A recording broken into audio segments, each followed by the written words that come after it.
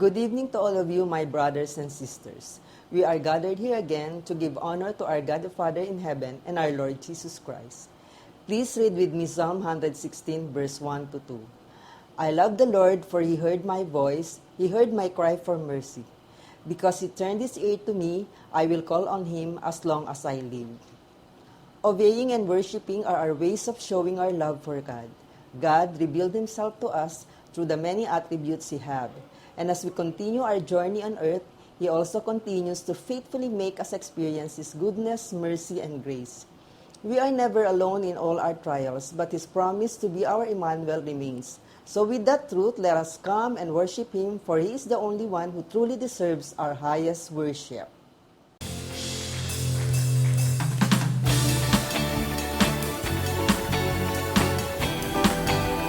Sing a new song unto Jesus. Amen.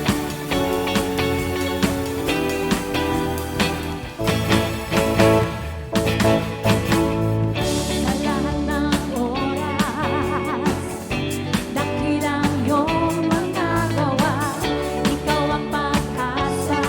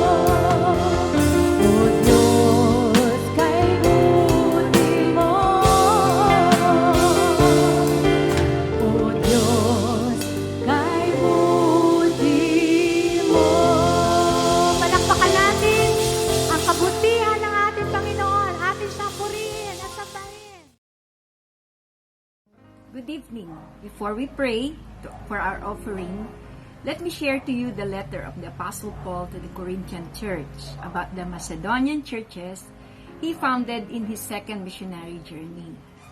These are the churches in Philippi, Thessalonica, and Berea. This is what Paul said about these churches, which can be found in his second letter to Corinth, chapter 8, verses 1 to 4. He said, "Now I want to tell you what God in His grace has done for the churches in Macedonia. Though they have been going through much trouble and hard times, they have mixed their wonderful joy with their deep poverty, and the result has been an overflow of giving to others. They gave not only what they could afford, but far more, and I can testify that they did it because they wanted to, and not because of nagging on my part. They begged us to take the money so they could share in the joy of helping the Christians in Jerusalem." These young Macedonian churches were severely persecuted from the time they found their new faith, and it had left them financially bankrupt. They were experiencing depths of poverty, yet their compassion for the persecuted Jewish believers in Jerusalem and their willingness to act on it became an example of generosity to the whole body of churches at the time. How could it be that people with nothing had so much to give? Even today, their example of generosity reverberates in matters of giving. We can declare that it is God, with His great grace and favor, who enables us to give. Indeed, let us pray. Heavenly Father, giver of life, fountain of truth, and bestower of bountiful blessings, we come to you tonight with all humility and expectation. We continue to bless and magnify your name as we present to you our tithes, pledges, and offering. As we give, Lord, may we remember the sacrificial generosity of the Macedonian churches. We ask that you bless our offering, that this be multiplied and be used for the work of the church. You also bring up the prayers from our brethren who are asking for healing of various sicknesses, whether physical, spiritual, and emotional.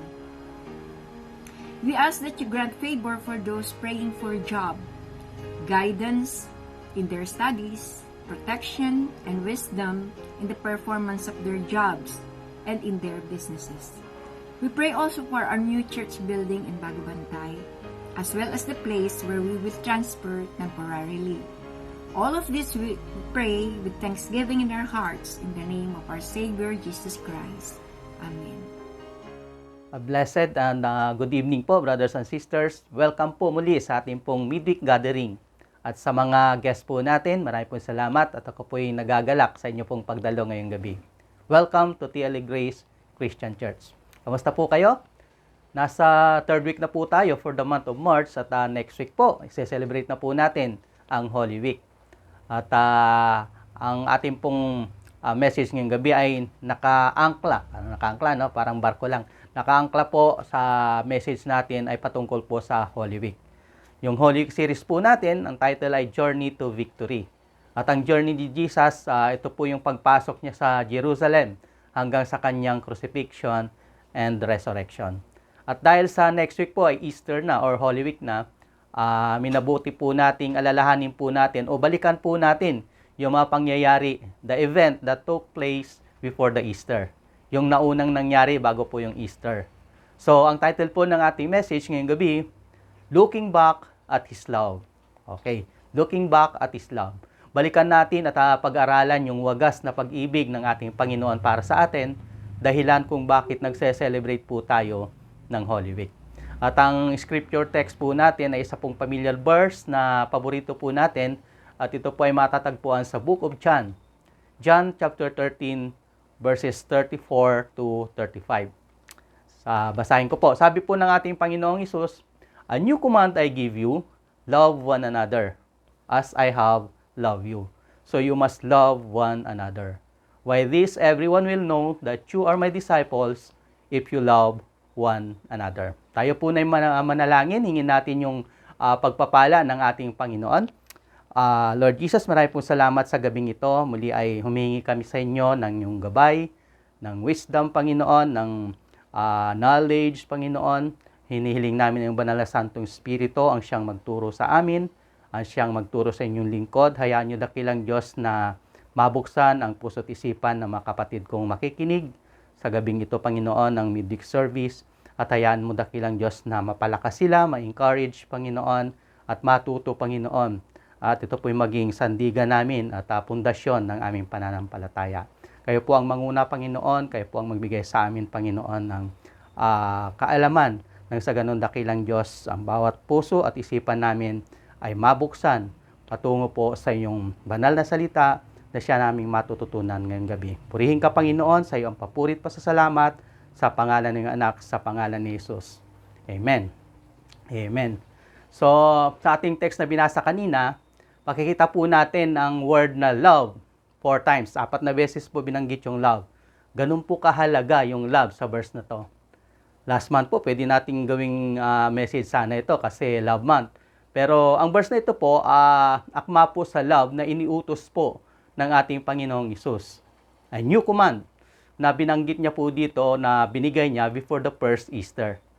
So, we are looking back at what Jesus did in His life on earth in the light of His death and resurrection.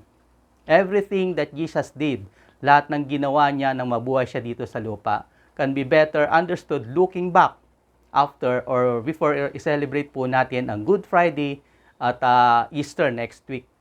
So, ang mga disciples niya, ganun ang ginawa nila. Binalikan nila yung ginawa ng Panginoong Hesus sa kanila after nung first Holy Week o first Easter.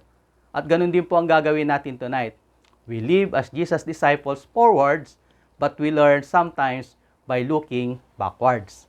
So, sabi ng isang Danish theologian na si Søren Kierkegaard, sabi niya, life can only be understood backwards, but we must live forwards. So, maganda po yung sinabi niya, no? So, tonight, we go back, balikan natin yung John chapter 13, the night Jesus was betrayed. So, we do this to think again about Jesus' teaching in love, patungkol po sa love. Bakit po? Because His teaching in love is worth rethinking about before the events na nangyari on Good Friday and first Easter. Saan at kailan po ba naganap ang tagpong ito ng ating text? Yung John chapter 13 po begins in the upper room. At nanduroon po si Jesus kasama ng kanyang 12 disciples o 12 apostles. Si Thomas who will doubt the resurrection is there. Si Peter who will deny knowing Jesus after he arrested, nandun din. Si Judas who will betray Jesus, nandoon din. At ang Panginoong Hesus, bagamat alam niya ang magaganap, alam niya ang gagawin ni Judas, ni Thomas at ni Peter, pero ano pong ginawa niya? Alam po natin yung story, hinugasan pa niya yung paa ng kanyang mga disciples. At ang paghuhugas po ng paa ng panahong yun, alam natin, agawain lang po ito ng isang alipin, ng servant. Kaya nga sa tuwing mababasa po natin itong event na ito, sinasabi natin na si Jesus, ang Panginoong Diyos po, ang pinakahalimbawa ng isang tunay na servant. Isang taong nagpapakababa, nagsisilbi sa kanyang kapwa. Pero sa tagpong ito, nais ko pong tingnan po natin yung isang bagay pa, bukod sa pagiging servant ng ating Panginoong Diyos, na ano pa yung isang bagay na ipinakita niya dito, bukod doon sa pagiging mapagpakumbaba as a servant. Ano po yun? Jesus washed Judas' feet, knowing that he would betray him. He washed Peter's feet, knowing he would deny him. He washed Thomas' feet, knowing he would betray him. He would doubt him, di ba? Nag-doubt si Judas. Alam ni Jesus ang lahat ng ito. Alam niya na ito yung mangyayari. He predicted it. But he is still got on his knees and washed their feet. Hinugasan niya pa rin yung mga paa ng kanyang disciples. Gusto mo bang makakita, kapatid, na isang true picture of love? Tingnan natin yung picture ni Brother Beer. Ay, hindi po. Tingnan natin yung picture ni Jesus on his knees, washing the feet of his betrayer, yung kanyang mga alagad na nagbetray, yung itinatwa siya. Yun po yung true love. Sa kabila nun, ay ginawa niya pa rin ito. Kung tayo po siguro, baka ang pinanghugas natin sa mga paa ni Judas, baka yung kumukulong tubig, di ba? Salbahay ka, buhusan kitang kumukulong tubig, parang gano'n, no? Yan ang bagay sa iyo. Pero iba po si Jesus, ang Panginoong Hesus. Ginawa niya ito dahil sa kanyang pag-ibig. At ito po yung command niya. Jesus tells us that this is what we need to do for one another. So balikan natin yung ating verse na binasa kanina. Ano sabi sa verse 34? And new command I give you, love one another as I have loved you, so you must love one another. Sinasabi po diyan a new command. Kuya Edgar, ano bang bago sa command na yun? Yung command na yan, noon pa yan, yung love one another. Sa Old Testament, di ba? Binabanggit na yan. Sabi nga ng sa greatest commandment, di ba? Love your neighbor as yourself. And the next, love your God. And the next is to love your neighbor. Wala na pong bago doon, di ba? Kung iisipin natin, may new ba doon sa commandment na yon? Meron po ba? Meron po. Sabi ni Jesus, a new commandment. Pag sinabi niyang new commandment, syempre new yan, bago yan. Ano po ba yung new doon? Ano yung bago sa commandment na yon? Yung love one another, hindi na po bago yon. Pero yung commandment na to love one another just as Jesus has loved us, yun po yung new. Yun po yung new commandment. Ano pong ibig sabihin ng just as Jesus has loved us? It means loving those who doubt us, loving those who deny knowing us, and even loving those who betray us. Nakagaya po ng ginawa ng ating Panginoong Hesus. Mahalin mo yung lumapastangan at sumira ng buhay mo. Mahalin mo yung maging yung yumurak ng yung pagkatao, umapi sa'yo, maging yung umutang sa'yo na hindi ka na binayaran, o galit pa pag siningil mo. Mahalin mo yun. Sa madaling sabi, mahalin mo yung taong ayaw sa'yo o ayaw mo. Because that's what Jesus did for us. He loved us and loved us even when we doubt, deny, or betray Him. And He commanded us to do the same for others. Madali po bang gawin yon? Siyempre, hindi po, no? It's not easy, but it's always important, always commanded, and always should be done. Pag inutos niya po kasi, tiyak kaya po natin gawin yon. Wala po kasi siyang inuutos na hindi po natin kayang gawin. Sabi nga nung kaibigan ko, tiwala lang, kaya po natin yan. So we are to love one another as Jesus have loved us. Tanong, paano? How to love one another as Jesus has loved us. So looking back at Jesus' life in this Easter season, what can we learn from Him about love? So if we are to love Him as He loved us, ano po yung ibig sabihin nito? 3 specific ways po that we can do this, that we can love in the same way that Jesus has loved us. Number 1 po, to love without expectation. To love without expectation.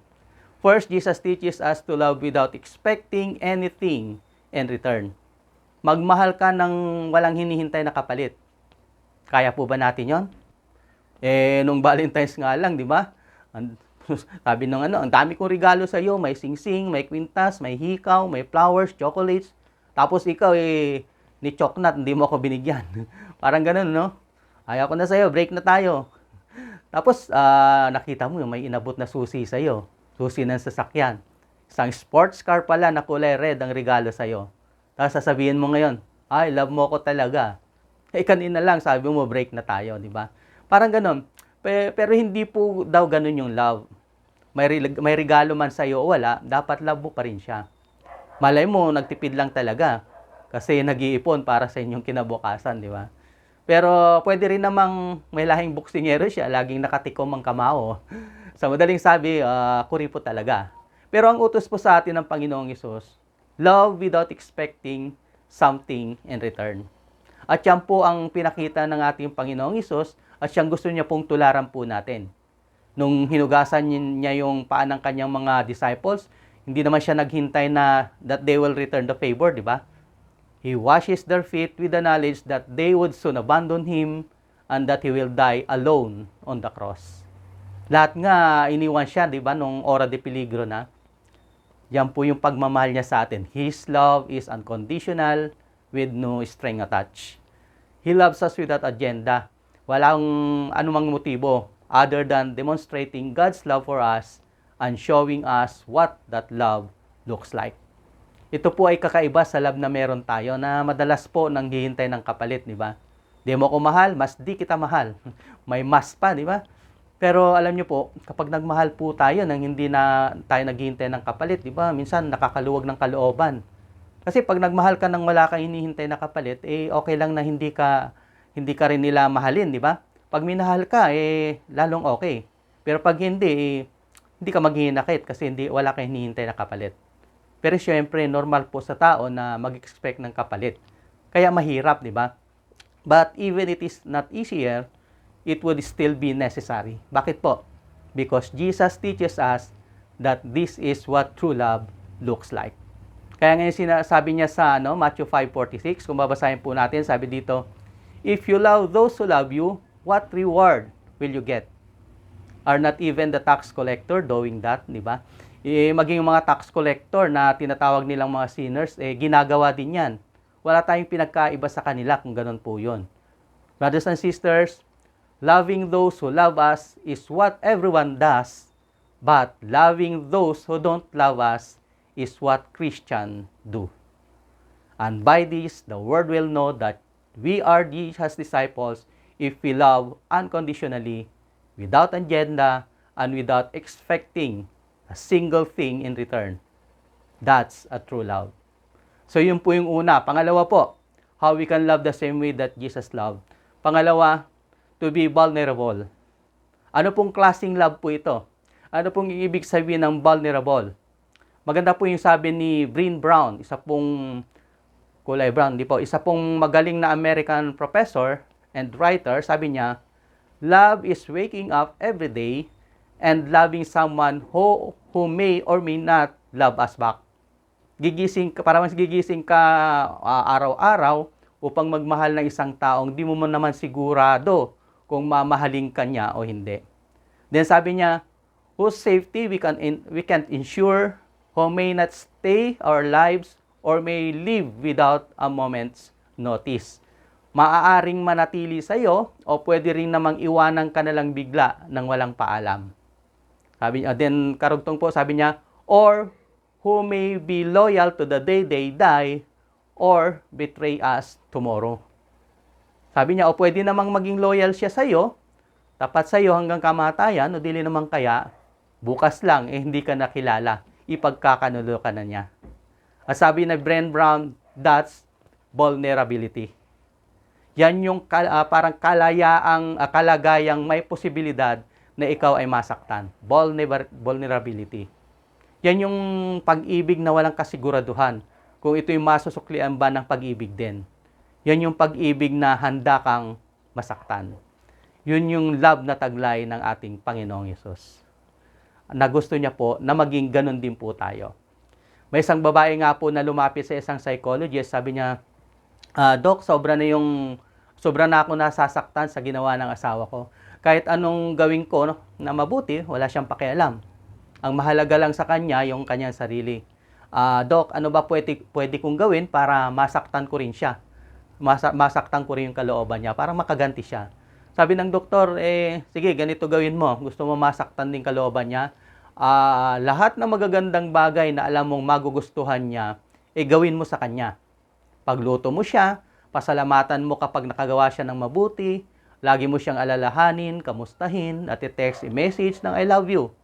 Tapos pag nahulog na ang loob niya sa iyo at nakita na niya yung importante ka sa kanya, saka mo siya hiwalayan, i-divorce mo siya. Tiyak na masasaktan siya sa gagawin mo. Makakaganti ka.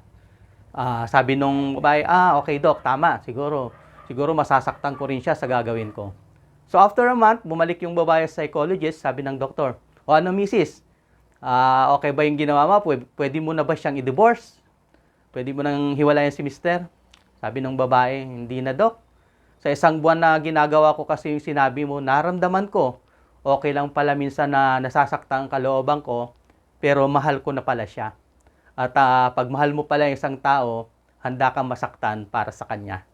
So nagbago po yung isip niya dahil sa love. Yan po yung love na pinakita ng Panginoong Yesus. So yun sa kanyang journey patungo sa kanyang crucifixion, resurrection, and redemption. Vulnerability is the next thing that Jesus teaches us about love. The word vulnerable, it literally means able to be wounded. parang yan mismo yung naranasan ng Panginoong Yesus. Nais niya ituro sa atin. When we are vulnerable po kasi, we can open ourselves up to the possibility of being wounded. At that is exactly what Jesus teaches us. That we should open ourselves, handa tayo, bukas tayo, to love one another kahit na po tayo ay pasaktan, lumuha, o mabigo. Ganun po ang Panginoong Yesus eh. At ang new commandment po niya sa atin ay dapat daw, ganun din po ang gawin natin. Ganun ang ginawa niya bago sumapit yung first Easter o yung Holy Week. Jesus loved Judas who betrayed him. He loved Peter who denied denied knowing him. He loved Thomas who doubted him. He loved those abandoned him and even those who crucified him. Lahat po sila minahal niya.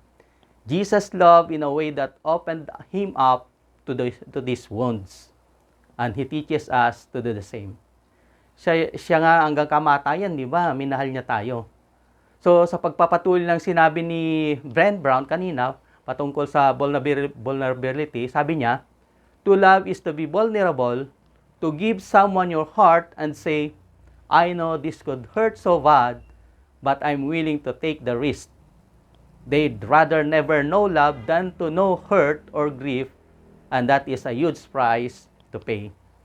And the reason that it is the huge price to pay, sabi niya, we are wired for love and we are hardwired for belonging.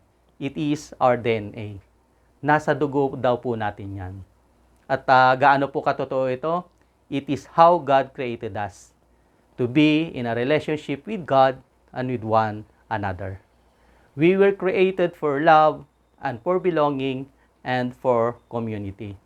And when we reject these things, there's always suffering. Kaya nga po, si Jesus, yung ginawa ni Jesus, Jesus came to restore our relationship with God by suffering for us. And He came to show us how to love. And loving in the way He taught us make us vulnerable. It opened our hearts, which is risky, napakadelikado, but it opened our hearts are the only kind that can filled with God's love. Yung po yung pangalawa. Pangatlo, how we can love the same way that Jesus loved? To love those not like us. Ito po minsan yung may kahirapan, ano? To love those not like us. So, balikan natin yung ating text sa John 13 verse 34. Sabi diyan, a new command I give you, love one another as I have loved you. So you must love one another. Jesus said, love one another just as I love you. Loving like this way is without agenda.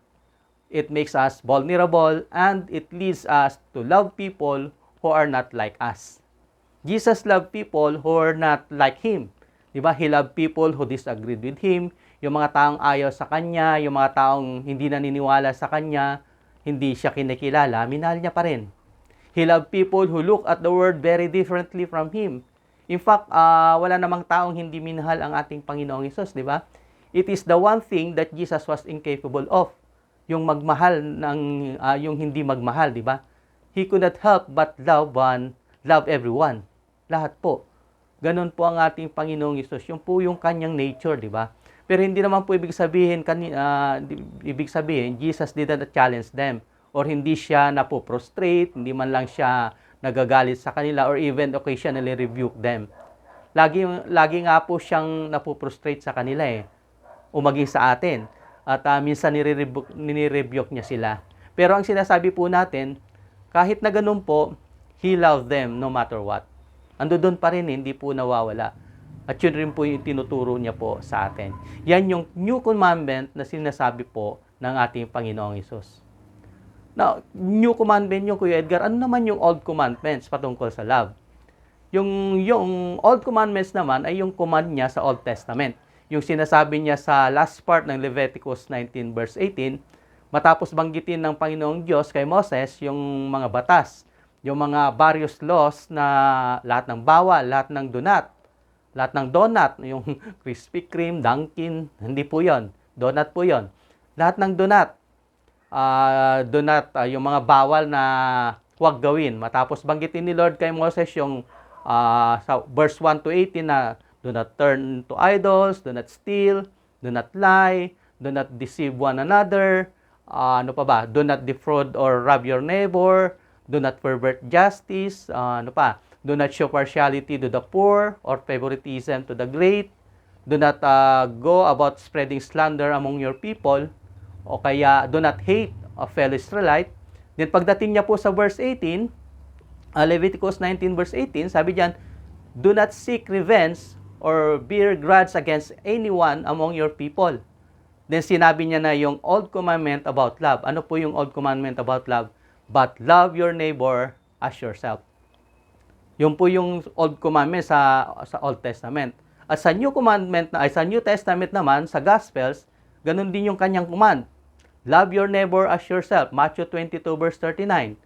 Then sa Mark 12 verse 31, love your neighbor as yourself. Ganun din. Pero dito sa New Commandment na binigay ni Jesus, iniutos niya, love one another as Jesus has loved us.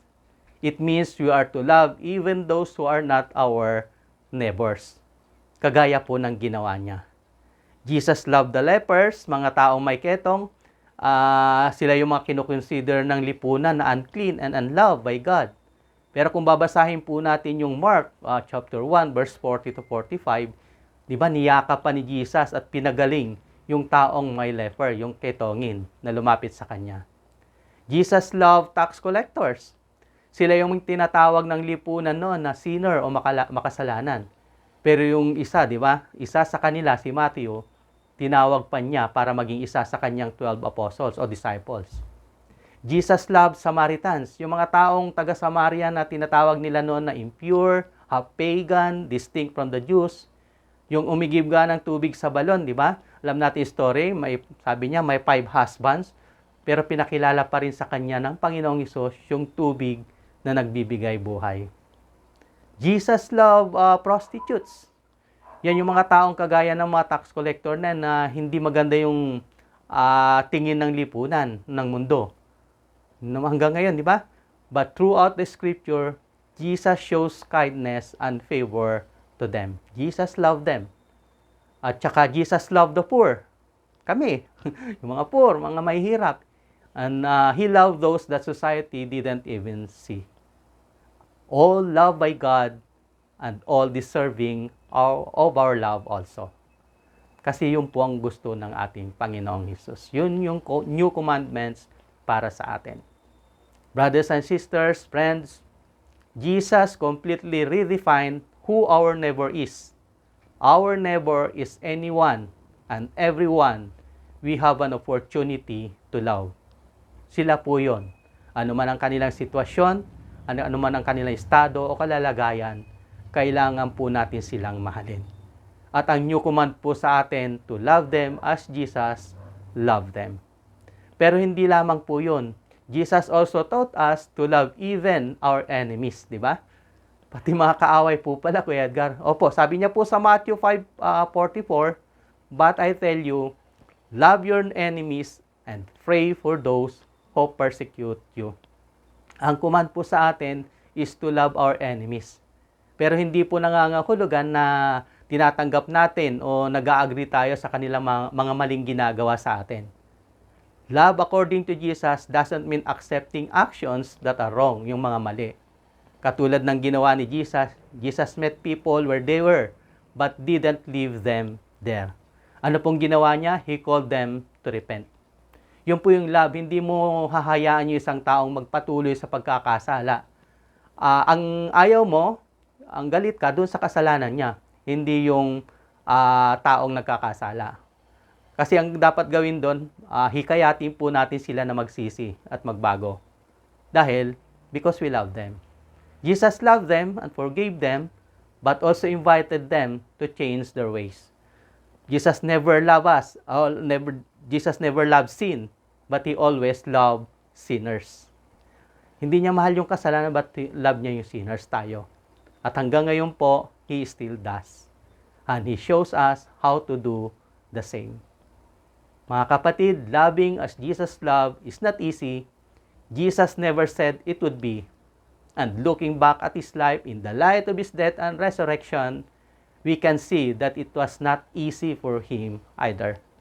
It's never going to be easy to love without expectation, to love unconditionally without agenda or expectation.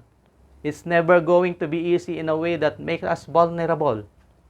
To be vulnerable that open us up to being hurt. It is going to be easy to love people who are not like us. Hindi po sinasabi ng ating Panginoong Hesus na madali ito. But it is certainly possible. Posible po ito. Kasi kung hindi po ito posible, hindi niya po kinumand po sa atin ito. Hindi niya po iniutos sa atin. Pero alam niya, kaya natin, kaya siya mismo, kasi siya mismo po nagawa niya ito nung siya po ay nasa katawang tao. He is not asking us to do something that He didn't do already and do perfectly. Pero ito po ang good news. When we fail, at madalas po, nagpe-fail po tayo. But when we fail, still, Jesus will still love us. Di po nagbabago yung pagmamahal niya at pag-ibig niya sa atin. Wala po kasi sa kanyang, ang tawag doon, climate change. Yung pag-ibig niya po, kahit anong season, nandiyan po. When we doubt Him, deny Him, and even betray Him, Jesus will still love us. Because that is what true love looks like. It looks like Jesus kneeling at our feet, loving us and asking us to do the same. Kaya nga ang sabi niya sa verse 35 ng ating text, "By this everyone will know that you are my disciples if you love one another." After Jesus instructed His disciple, patapos niyang i-command po yung new command, pinaliwanag niya that when they love as He loved, that is how others would know that they are His followers. They are His disciples. Ibig sabihin, when we love people just as Jesus loved us, they too will know that we are His disciples because of the radical love we show. So let us love one another until all the world will know the love of Jesus, to the glory of God. Amen? So sa ating pong pag-celebrate ng Holy Week next week, maaring marami po sa ating mga nasa bakasyon, nasa province, kapiling ng mga mahal nila sa buhay, mga kamag-anak. That is an opportunity para po mai-apply po natin ang ating pong natutunan ngayong gabi. Let us love kahit na yung maingay nating kapitbahay. Let us love kahit na yung kagalit nating kamag-anak o maging yung mga taong mutang sa iyo na hindi na nagbayad o maging yung mga hindi maayos ang pakikitungo sa iyo. Let us love them as Jesus has loved us. Amen?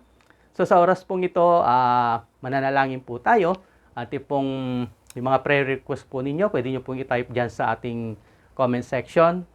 Again, ini-invite ko yung mga wala pong cell group sa ating pong church.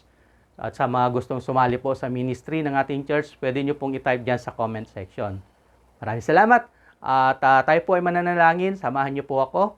Habang sama-sama po natin idulog sa Panginoon ang ating bansa, ang ating mga pamilya, maging ang ating church. Then, magbe-benediction po tayo after ng nating panalangin. Let's pray. Lord, maraming pong salamat sa gabing ito. Kami po ay lubos na nagagalak, Panginoon, at lubos na nagpapasalamat sa mga natutunan namin, lalo-lalo na po, Panginoon, sa pag-ibig mo sa amin na walang kapantay, Panginoon, at hindi nagmamaliw. Maraming salamat, Panginoon, sa uri ng pag-ibig na pinakita mo sa amin. At magse-celebrate kami, Panginoon, ng Holy Week next week, Panginoon, bilang pag-alala, Panginoon, sa wagas na pag-ibig mo sa bawat isa po sa amin. Aming dalangin, Panginoong Diyos, na ang bawat isa ay masumpungan mo, na magawa po namin yung pag-ibig na yan, love na yan, na new commandments na inuutos mo sa amin, na katulad ng pagmamahal mo sa amin. Maraming salamat, Panginoon, sa pagmamahal mo sa iglesyang ito, sa The Lord Assembly Christian Church, Grace Christian Church. Maraming salamat, Panginoon, sa pagmamahal mo sa aming mga members, sa aming mga leaders, sa aming mga pastors. Patuloy ka namin hinihiling, dakilang Diyos, ang iyong pagpapala, ang iyong wisdom, ang iyong pagpapagaling sa mga nakikaramdaman namin mga churchmate. Dalangin namin, Panginoon, na ikaw ang siyang magbigay sa kanila, Panginoon, ng kagalingan in Jesus' name sa oras na ito. Pagalingin niyo po ang mga kapatid namin may karamdaman. Palakasin niyo, Panginoon, yung mga kapatid namin na naghihina at ikaw ang magbigay, Panginoon, ng pag-asa sa mga kapatid namin na nawawalan ng pag-asa. Maraming salamat, Panginoon, at patuloy mong pagpalain ang iglesyang ito, ang liderato ng iglesyang ito sa pangungunahan ni Pastor Jerry, ang aming lead pastor. Kayo po ang patuloy na magbigay sa kanya, Panginoon, ng wisdom, Panginoon. Patuloy na magbigay sa kanya, Panginoon, ng magandang kalusugan, maging ang kanyang buong pamilya, Panginoon. Patuloy mong pagpalain, Panginoon, maging yung gawa ng kanilang mga kamay, ikaw siyang magbigay sa kanila, Panginoon, ng blessing. Ganun po ang aming mga leaders, ang member ng board, Panginoon, at ang kongregasyon, Panginoon, ikaw siyang patuloy na mag-ingat. Aming mga pamilya, Panginoon, na nare-represent ng bawat isa, kayo po, Panginoon, ang magbigay ng kagalingan sa mga may sakit, magbigay ng kalakasan, Panginoon, magbigay, Panginoon, ng encouragement, Panginoon, ng hope, Panginoon, na magpatuloy. Maraming salamat, Panginoon, at maging aming bansa, Lord, tinataas namin sa iyo. Ikaw ang siyang manguna sa aming presidente, sa kanyang gabinete, at ikaw ang patuloy na magbigay sa kanila, Panginoon, ng wisdom, kung paano nila patakbuhin ang gobyerno, at hayaan niyo, dakilang Diyos, na maging matuto ang bawat mamamayan na sumunod, Panginoon, sa leadership ng aming presidente. Maraming salamat, Panginoon, sa biyaya mo, sa patuloy na pagpapala at pagpapagaling sa aming bayan, sa aming pamilya, at sa aming iglesia, Panginoon. Ikaw ang siyang patuloy, Panginoon, na maitaas sa lahat ng aming gagawin at patuloy pang gagawin. Maraming salamat, Panginoon, sadya nga pong ikaw ang Diyos na mabuti, ikaw ang Diyos na tapat, hindi nagbabago, at noon, ngayon at magpakailanman. Nandiyan ang pag-ibig mo sa amin, Panginoon. Maraming salamat. At patuloy namin itong aalalahanin, ang ginawa mo para sa amin. At hindi ito, Panginoon, mawawala sa aming puso at isipan. Bagkos ito po ang magiging pundasyon namin, Panginoon, upang magkaroon ng pagmamahalan sa bawat isa. Purihin ka, Panginoon. Maraming salamat sa iyo ang pinakamataas na papuri, pasasalamat at pagsamba sa tanging pangalan ng iyong anak, sa pangalan ni Jesus. Amen. Maraming salamat po sa inyong lahat. Purihin ang Panginoon sa tiyak na katugunan niya po sa ating mga panalangin. Ito may yes, ito may no, o wait.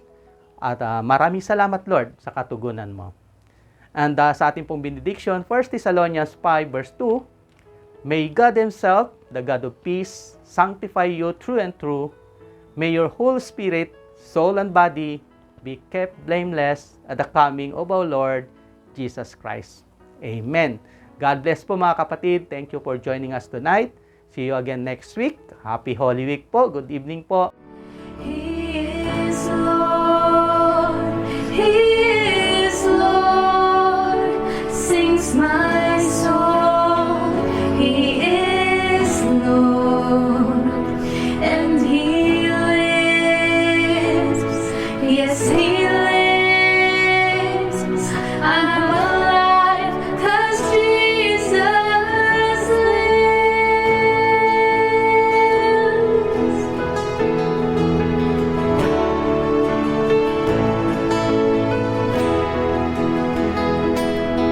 Tis at the cross of Christ where earth and heaven meet, where sin is overcome,